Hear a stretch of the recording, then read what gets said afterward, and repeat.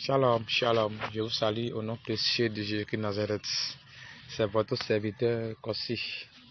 Ok, ce matin, je m'avais vous faire une petite révélation qui nous perturbe aujourd'hui, nous en tant que chrétiens. Oui, nous en tant que chrétiens. Je ne vais pas durer. Vous savez, en tant que chrétiens, autrefois, nous étions dans l'idolâtrie. Nous adorons des bois, la terre, l'eau. Bon, nous adorons beaucoup de choses. Même les animaux, c'est ça. Maintenant, quand nous avons donné notre vie à Christ, nous avons abandonné toutes ces choses. C'est ça. Nous avons abandonné toutes ces choses. Et nous nous sommes concentrés sur Christ. Nous sommes concentrés sur Christ parce qu'il est le seul sauveur du monde entier. Ça, c'est clair. Maintenant, je m'avais vous dire, cette littérature que nous avons abandonnée, nous continuons toujours d'adorer, de commettre l'idolâtrie sans le savoir, mes amis. Oui, nous continuons de commettre l'idolâtrie sans le savoir. Il y a deux types d'idolâtrie. Il y a l'idolâtrie spirituelle et l'idolâtrie charnelle. L'idolâtrie charnelle, c'est de ça que je viens de parler. L'adoration des bois, de l'eau, de la terre, bon, et consorts. Vous voyez. Maintenant, nous venons d'abandonner l'idolâtrie charnelle et nous avons donné notre vie à Jésus-Christ. C'est quoi l'idolâtrie spirituelle?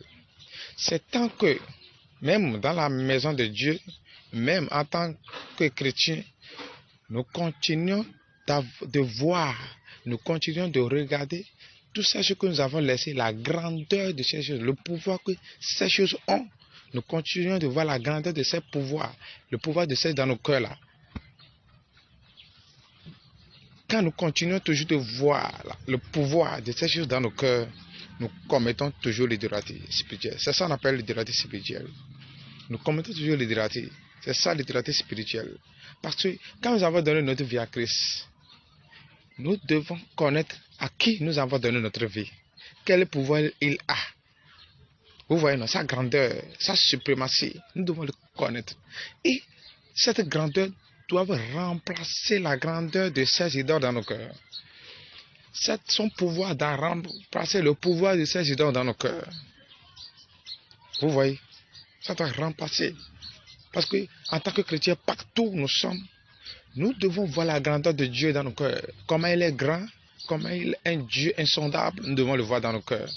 Mais tant que la grandeur de Dieu n'est pas dans ton cœur, même s'il y a un petit sorcier dans ta maison, tu auras peur de lui. Ton cœur va te dire que il a trop de pouvoir, il va me tuer, il va me faire ci. Oh, il n'a rien. Tu es plus grand que lui, tu es plus fort que lui, mon ami. Cessons de commettre l'idolâtrie spirituelle.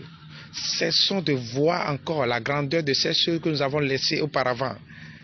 Cessons de commettre ces idolâtries qui nous nuisent, qui nous amènent la peur. Que le diable sème toujours dans nos cœurs, mes chers amis. Je prie que le Saint-Esprit, que notre Seigneur Jésus-Christ nous aide, nous donne la force à surmonter ces épreuves, qui nous garde à garder toujours sa grandeur, sa suprématie dans nos cœurs. Shalom à vous. Bye.